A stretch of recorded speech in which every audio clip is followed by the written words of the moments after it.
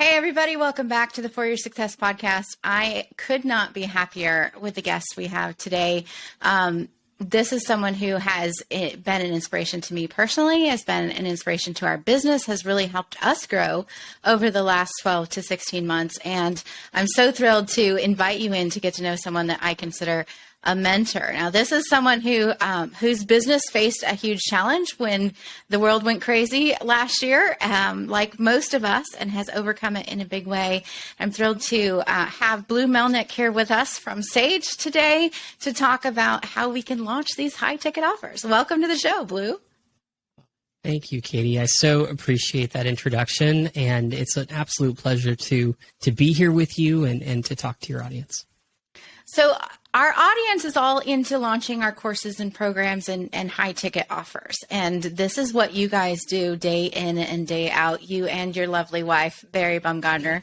And so tell us, how did you end up in the business of helping other people launch their businesses in this way? Yeah, well, it's interesting. We've been in business since 2004, and my wife, Barry, actually started the business, and I like to say that I married into it. But essentially, she started as an event planning company, and she wasn't sure if she was going to do wedding planning or if she was going to do more corporate meetings or associations or what. And she kind of fell into an event with a company by the name of Glazer Kennedy Insider Circle, which is one of the early pioneers in the online information space. And that led her to a client by the name of Allie Brown. And that led to a whole series of clients in this space. And essentially what we realized is our entire business wasn't actually an event planning business. We were a business that was helping our audience create purpose, or our clients create purpose-driven paydays, which is to say they host an event for 3 days, they serve at a really high level, and those that are ready to take the next step through a high-ticket offer do. And it essentially allowed our clients to sell for, 3 days and serve for 362. And that's why we coined the phrase a purpose-driven payday, because it's not just about the money, it's about the service and being able to not only for us serve our clients, but then allow our clients to serve their clients, and that ripple effect that is created by that. Right. And anyone who's ever done any kind of a launch knows how much work it is, and what a blessing to be able to launch less frequently and then pour your whole heart into doing what you love doing. Because I don't think there's any of us, if we're honest, who love the selling part of it. Right. No. But like we all do this because we want to serve. We all do this because, we want to be able to impact our audience in some way. And while the transformation does come from the transaction, that's not actually the transformation. The transformation is what happens after the transaction. Yeah. I love that. And so this was a rip-roaring company. I mean, you guys have hosted some of the biggest events that I've ever been to in the industry of the online knowledge space, and people who have those kinds of businesses. And then COVID hit, and suddenly we're not allowed to have in-person events anymore. Tell us what that was like for you guys. I'll tell you, it was 5 days of really, really scary. From March 15th, when a national emergency was declared in this country, in the United States. I know you're not here with me, but here in the United States, on March 15th, a national emergency was declared. Around the same time, basically the entire country shut down, and over the course of the next 5 to 7 days, every single call that Barry or I fielded was somebody saying that they were canceling their event or that they were moving it to 2021 at the time. And literally over the course of 7 days, our business evaporated, because somebody moving their event to 2021 doesn't do us any good in 2020. So we had a real kind of, deep discussion, probably a long walk on the beach, as we normally do to make our big decisions. And that decision was, do we try and do something else, Or do we do what the entire event industry is doing, which is furloughing their team and shutting down temporarily and saying, don't worry, we'll be back.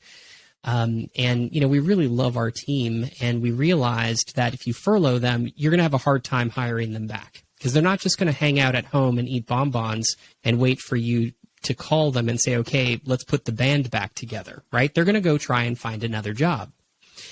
And, so we made the decision, let's try and pivot. And we were lucky enough that I had what I call a shower moment, which is I was taking a shower, and I had this idea for a virtual event that could be different than what we had experienced previously. Because pre-COVID, virtual events were just live streams. And there's nothing wrong with a live stream, but they don't convert. They don't create those purpose-driven paydays that in-person events do. I had this idea. I said, what if we were to put somebody on a stage and allowed them to stand and allowed them to present and allowed them to interact with their audience in such a way that it was almost like they were in person, right? Put them in front of a bank of televisions where they can see, 800 people simultaneously and actually engage and interact with them. And I drew it out on a napkin, and I told Barry about it, and she said, that sounds cool. Can we do it? And, 3 weeks later, April 3rd through the 5th, we hosted our first virtual event in this manner, and it was a roaring success. That event, we documented everything, and we had statistics on every possible thing you can imagine. And the moment that event ended, actually before that event ended, I was already talking to clients who had canceled events later on in the month and also in early May, telling them about this thing that we were doing that was seeming to be pretty cool, and we would tell them a little bit more about it because it may be a way, because they didn't want to cancel their events, right? Our clients generated these purpose-driven paydays through their in-person events, so they didn't want to cancel, they were forced to. Right. So when we discovered this and we found that we had 4 times the audience, we had a 20% increase in profit on our first one, or increase in gross revenue on our first one, and a 50% increase in profit year over year, like comparing an in-person event to a virtual event. When we took those numbers to the next few clients, they all were like, that's awesome. And that led to us having a conversation with Dean Graziosi, who sent a message to Tony Robbins, Small World. And Tony Robbins then wound up in our studio. He was supposed to be there for 30 minutes. He was there for 4.5 hours talking to us about what we were doing and how he could potentially turn his in-person event into a virtual event. And, the rest is kind of history. That led to just an amazing year. And actually, in a weird way, the best year from a business perspective, and I'd like to qualify that, from a business perspective, the best year we've ever had in 2020, and that continued in 2021, and hopefully for the foreseeable future. But it's been a wild ride. Yeah, and it's that question, that entrepreneurial thing is, what can we do? How can we pivot? Yeah. This isn't working. What else can happen? And I think the important thing for those who are listening or watching this today is what he said there with, we have the data, we have the statistics, we tracked everything, right? When your business stops being a hobby and starts being a business, it does so when you learn to read the numbers and make your decisions by the numbers. And I think to have that kind of so I was at that first event in April, and you'd only done a couple of them by that point. And I remember the statistics just blowing us away, which was one of the reasons that I signed on to be coached by you guys on how to do live events in our program, in our business. Yeah. Well, and thank you for that. And yeah, it's really been quite the, like I said, quite the roller coaster. And it's amazing how things continue to change. But at the same time, I think the thing that's most important and most valuable is, in the end, those virtual events that we've been producing really are, we say, about 80% the same as the in-person events, right? So we were able to take 16 years of experience of creating these purpose-driven paydays for our clients, where we had generated about $700 million over the course of 16 years. And then in the last 16 months, using really 80% of the same strategies. The difference is mostly technology and touch points, right? How do you interact? It's a little bit different. And of course, there is some differences from a technology standpoint, but the strategies are all exactly the same.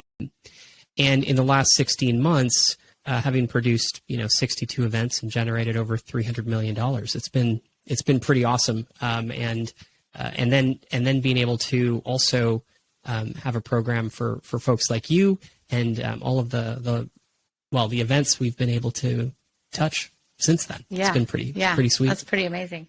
And the idea of these live events, just to be clear for those who are, maybe a little less familiar with the live event world, the idea of a 3-day enrollment event is that you teach the thing that you teach. So if you teach this in your course or in your program or in your coaching, you take that same zone of genius, this is my expertise and how I change your life, and you create essentially a 3-day plan to teach that in a really concise, impactful way at the 3-day event. And then you also then have an opportunity to enroll, why we call them enrollment events, enroll people into this thing, which essentially is another way to launch the high ticket program that you have, correct?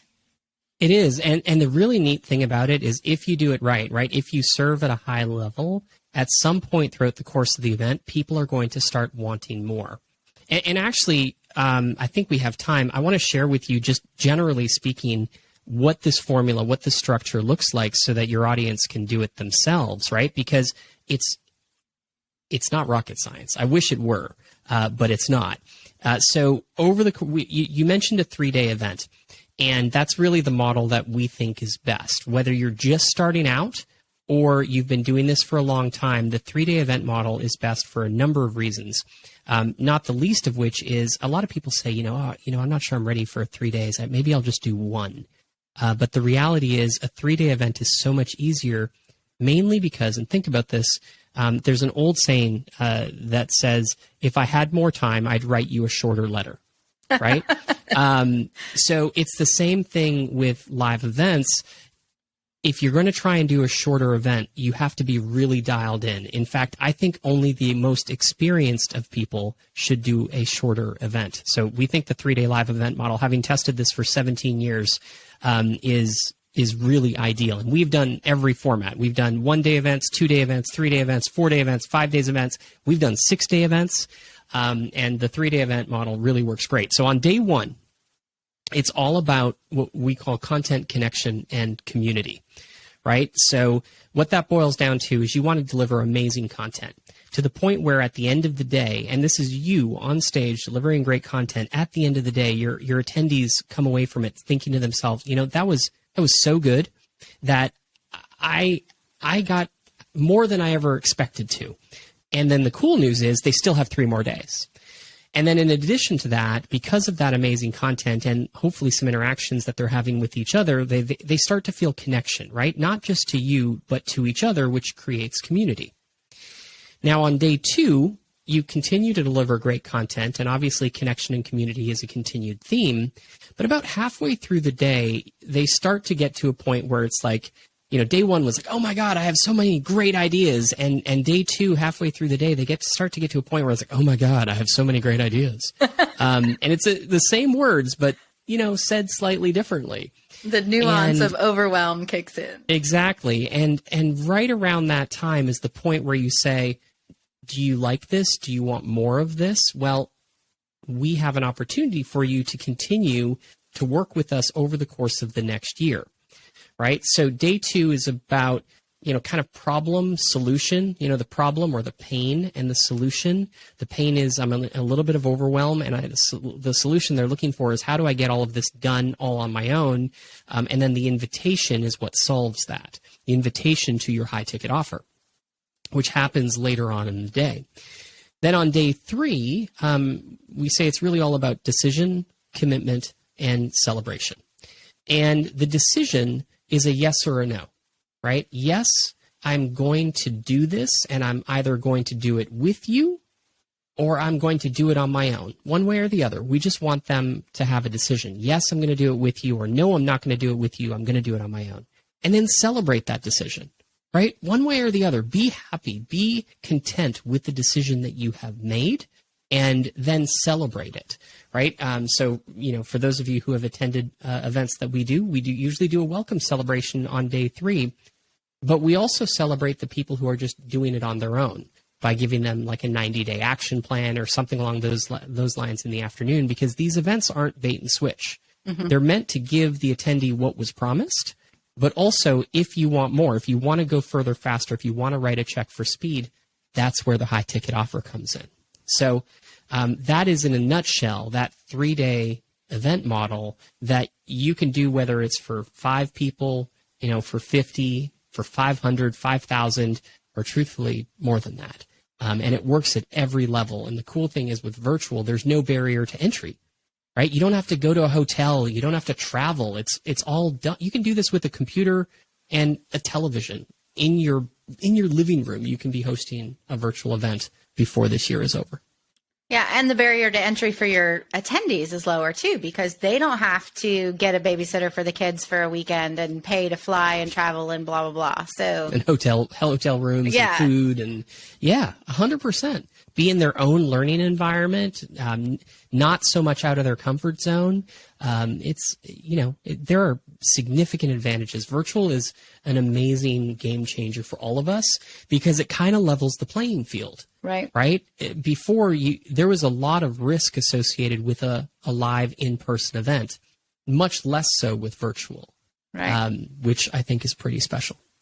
Yeah, and the live event model, to use that in your launches, I know we have successfully used it in several of ours now, thanks to what we've learned from you guys and attending your events. And it really is, it's an amazing way to do it. One of the things I think I found most fascinating is that in a lot of our sales training in the online world, we're taught to do a webinar and or a class or a master class or whatever the case may be, but you're taught to serve and then to make your offer. And what I found so fascinating about your 3-day plan is that you're making your offer in the middle.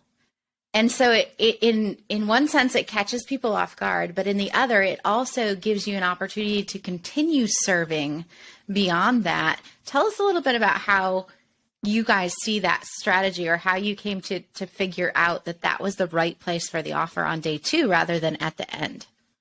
Well, we realize that people make decisions in 2 different ways. Some people make decisions with their heads, and some people make decisions with their hearts. And those that make decisions with their heads oftentimes are, kind of to a certain extent, impulse buyers, right? Like, I'm in. Either this makes sense to me. I can spend whatever your high ticket offer is. I can spend $5,000. I can learn how to do this thing, and I'm going to make 25. It's a 5x investment. This is awesome. I'm all in, right? And those are very heady. It's also why, for the most part, during the day 2, when we're making the invitation, it's all about what you get, right? This is, you get this thing with it, you get this thing with it, you get this thing with it, and this is what you get out of it. There is a little bit of this is what's in it for you, but these are the elements of the high ticket offer. So we're kind of speaking to their head. And of course, there's the opportunity, but the opportunity is presented throughout the entire event, really, right? Now, on day 3, to your point, the offer's out there, so they know about it. Morning of day 3, they come downstairs, or they turn on their computer, and they're either a yes or a no.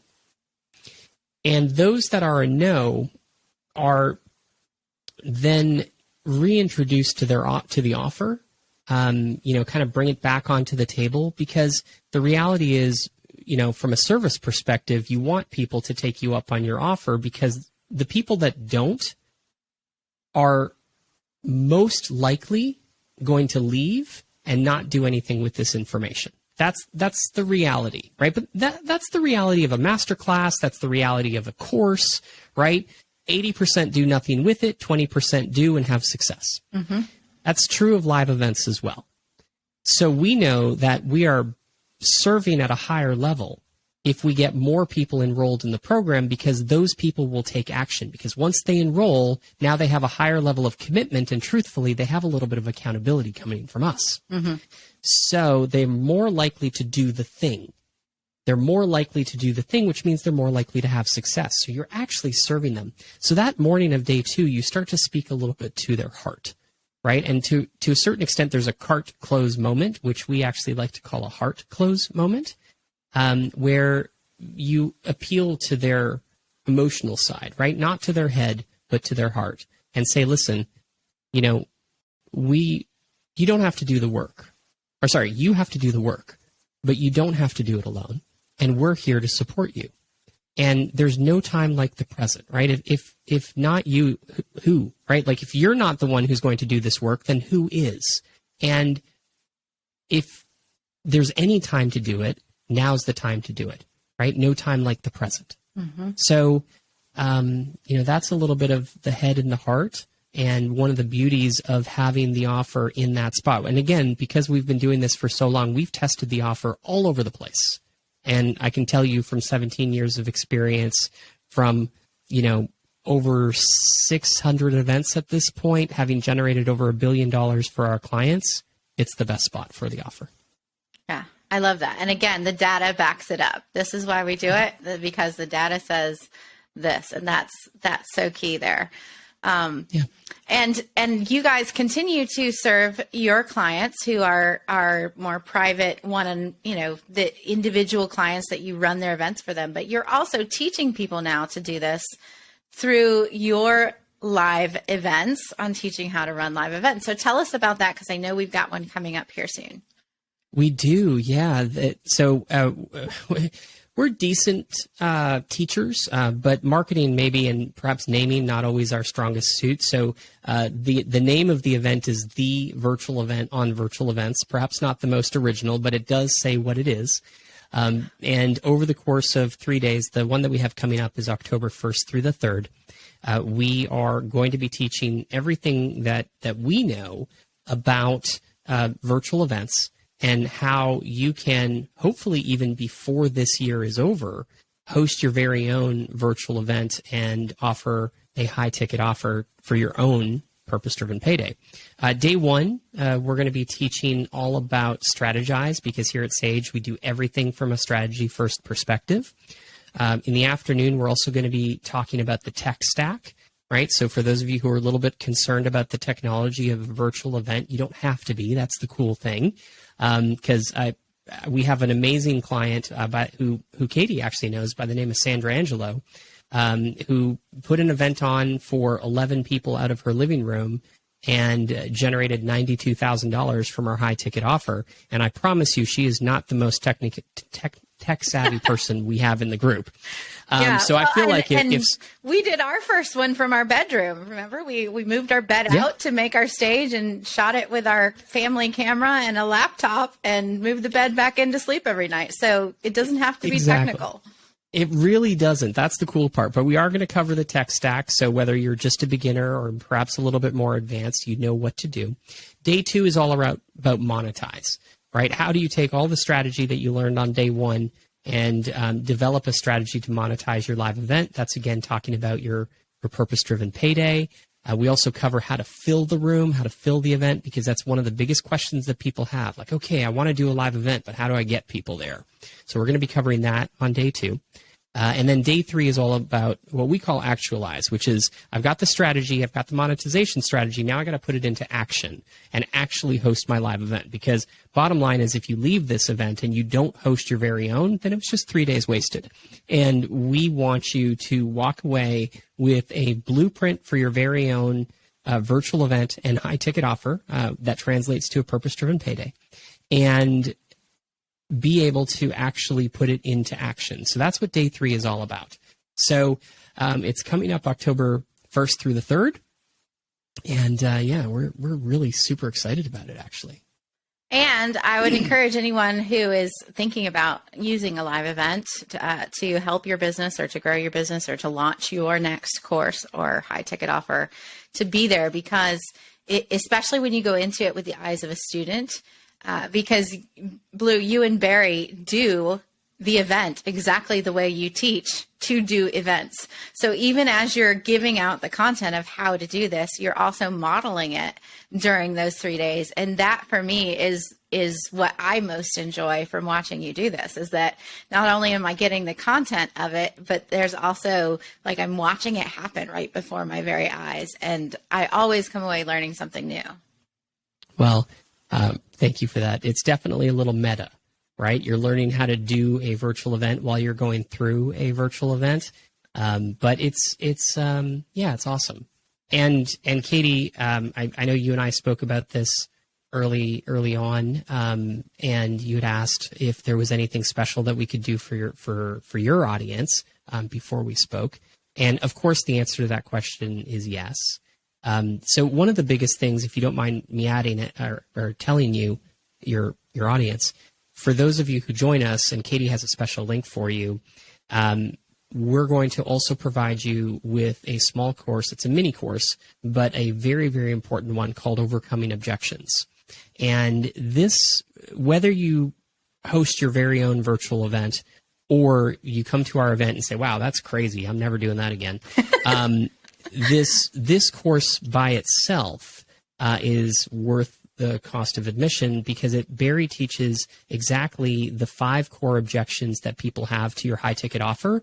And in reality, those 5 core objections apply regardless of whether it's a high ticket offer or a low ticket offer. And not only does she define them, but also explains how to actually overcome them. So we're going to be including that for anybody who comes from this podcast or from Katie's community. And thanks to Katie for asking for that. We'd love to have you at the event. Yeah, I'm so excited, you guys. That training is worth the price of it. Even if you can't go to the 3 days, sign up and get that training, because it would totally improve the way that you serve your people and the way that you're able to sell by serving with your offers. It's just amazing. I've heard it several times and always, like I said, go away learning something new. You definitely want to do that. And the link to get your ticket and the free training Blue is talking about is at handprintlegacy.com/TVE. And that's TVE for the virtual event. All right. And we'll also have that in the show notes. So don't worry if you can't remember it. But I'm really, really excited about that, and looking forward to also perhaps throwing in a little something extra on our end for those who also show up and attend that event. I will be there, and I look forward to seeing you there as well. And Blue, I can't thank you enough for your time today and what you've shared about using virtual events to launch, and I wish you the best on your event. Well, thank you, Katie, and thank you so much for having me. It was an absolute pleasure, and looking forward to serving you again, and also your audience. Awesome. Thank you, guys. We'll see you next week. Remember, your message matters.